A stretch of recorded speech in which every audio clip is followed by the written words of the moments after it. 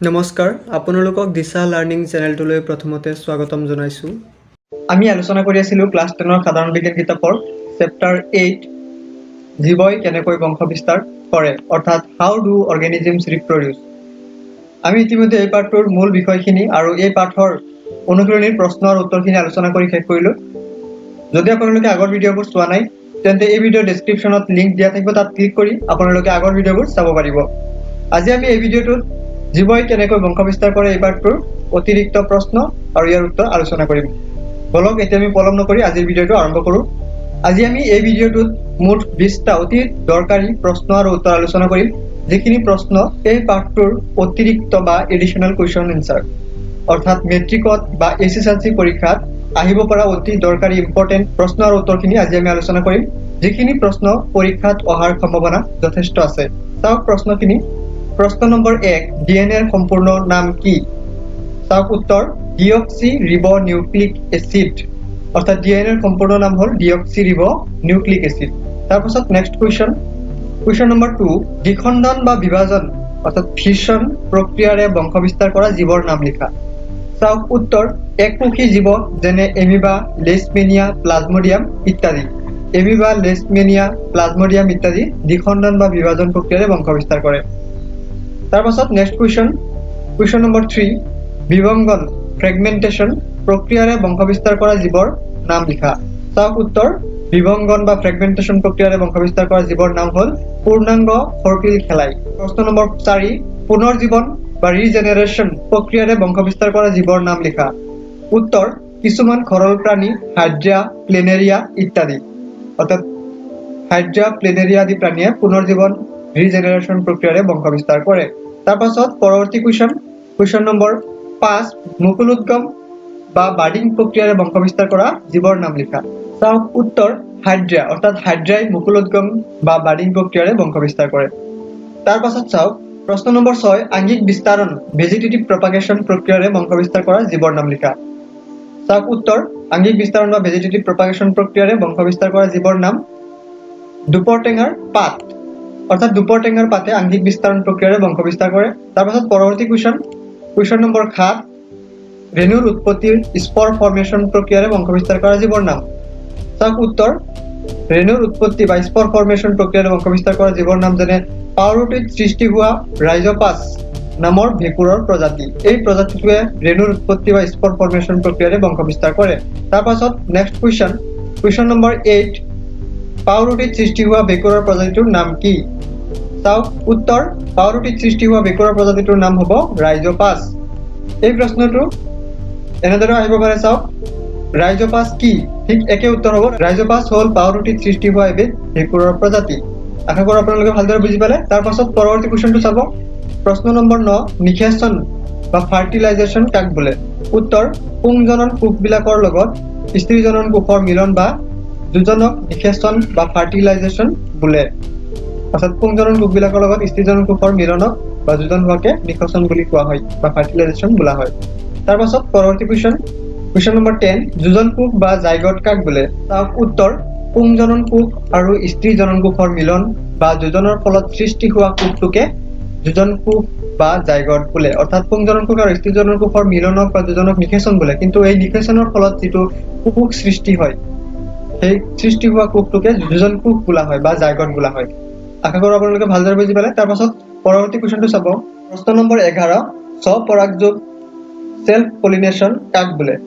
চাওক উত্তৰ একেটা ফুলতে সংঘটিত হোৱা নিষেচন প্ৰক্ৰিয়াত অৰ্থাৎ যিকোনো এপাহ ফুলতে সংঘটিত হোৱা নিষেচন প্ৰক্ৰিয়াত পুং কেশৰৰ পৰা পৰাগৰেণুবিলাক স্ত্ৰী কেশৰৰ গৰ্ভমুণ্ডলৈ স্থানান্তৰিত হোৱা প্ৰক্ৰিয়াটোকে স্বপৰাগযোগ বা চেল্ফ পলিনেশ্যন বোলে। অৰ্থাৎ স্বপৰাগযোগ এপাহ ফুলতে সংঘটিত হয়। এপাহ ফুলতে নিষেচন প্ৰক্ৰিয়াত পুং কেশৰৰ পৰা পৰাগৰেণুবিলাক স্ত্ৰী কেশৰৰ গৰ্ভমুণ্ডলৈ স্থানান্তৰিত হয় আৰু এই প্ৰক্ৰিয়াটোকে স্বপৰাগযোগ বা চেল্ফ পলিনেশ্যন বোলা হয়। তাৰপাছত পৰৱৰ্তী কুৱেশ্যন নম্বৰ 12, ইতৰ পৰাগযোগ বা ক্ৰছ পলিনেশ্যন কাক বোলে?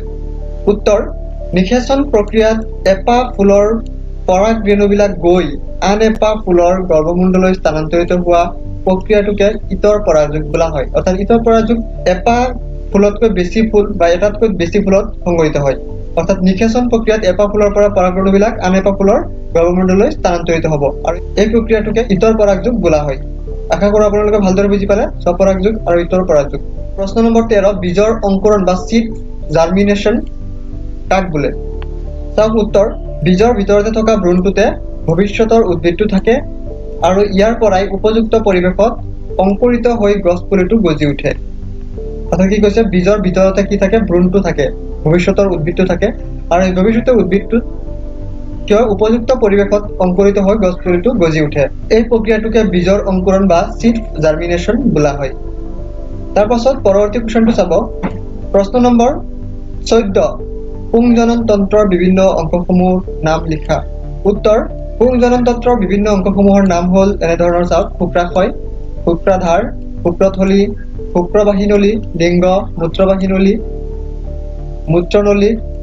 প্ৰটেষ্ট গ্ৰন্থি মূত্ৰাশয় ইত্যাদি এইখিনি হ'ল পুংজনন তন্ত্ৰৰ বিভিন্ন অংশ তাৰ পাছত পৰৱৰ্তী কোৱেশ্চন নম্বৰ 15 স্ত্ৰীজনন তন্ত্ৰৰ বিভিন্ন অংশসমূহৰ নাম লিখা চাওক উত্তৰ স্ত্ৰীজনন তন্ত্ৰৰ বিভিন্ন অংশসমূহ হ'ল যোনি গ্ৰীবা জৰায়ু বা গৰ্ভাশয় ডিম্বাশয় ডিম্ববাহিনলী ইত্যাদি এইখিনিয়ে যোনি গ্ৰীবা জৰায়ু বা গৰ্ভাশয় ডিম্বাশয় ডিম্ববাহিনলী ইত্যাদি হ'ল স্ত্ৰীজনন তন্ত্ৰৰ বিভিন্ন অংশ আশা কৰোঁ আপোনালোকে ভালদৰে বুজি পালে তাৰ পাছত পৰৱৰ্তী কোৱেশ্চনটো চাব প্ৰশ্ন নম্বৰ 16 অমৰা বা প্লেচেণ্টা কাক বোলে উত্তৰটো চাব গৰ্ভাৱস্থাত ভ্ৰূণটো গৰ্ভাশয়ৰ আন্ত আচ্ছাদনৰ লগত এবিধ বিশেষ কলাৰ দ্বাৰা বান্ধ খাই থাকে অৰ্থাৎ গৰ্ভাৱস্থাত ভ্ৰূণটো গৰ্ভাশয়ৰ আন্ত আচ্ছাদনৰ লগত বা ভিতৰৰ এটা ছালৰ লগত এবিধ বিশেষ কলাৰ দ্বাৰা বান্ধ খাই থাকে ইয়াকে কি বোলা হয় অমৰা বা প্লেচেণ্টা বোলা হয় তাৰ পাছত নেক্সট কোৱেশ্চন নম্বৰ 17 বেক্টেৰিয়াৰ দ্বাৰা আক্ৰমণ হোৱা যৌন ৰোগৰ নাম লিখা চাওক উত্তৰ গনেৰিয়া সিফিলিছ আদি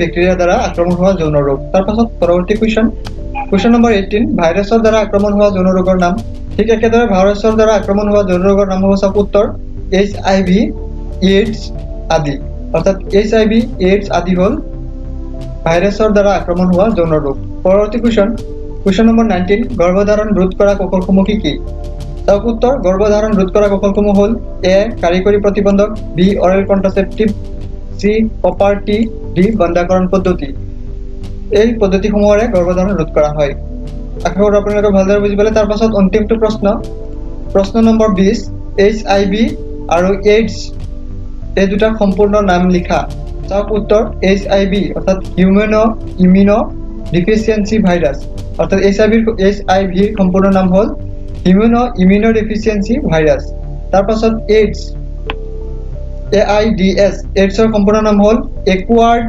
ইমিউনো ডিফিচিয়েন্সি চিনড্ৰম আমি আলোচনা কৰা এই 20টা প্ৰশ্ন এই পাঠটোৰ পৰা আহিব পৰা অতি ইম্পৰ্টেন্ট বা অতি দৰকাৰী প্ৰশ্ন আৰু উত্তৰ এইখিনি প্ৰশ্ন এই পাঠটোৰ মূল বিষয় আৰু অনুশীলনী প্ৰশ্ন উত্তৰৰ বাহিৰেও অতিৰিক্ত হিচাপে আপোনালোকৰ বাবে লৈ আহিছোঁ ভিডিঅ'টো ভাল পালে লাইক এটা কৰিব আৰু বন্ধু বান্ধৱীলৈ শ্বেয়াৰ কৰিব আৰু পৰৱৰ্তী ভিডিঅ'বোৰ পাই থাকিবলৈ আমাৰ চেনেলটো ছাবস্ক্ৰাইব কৰি ল'ব ধন্যবাদ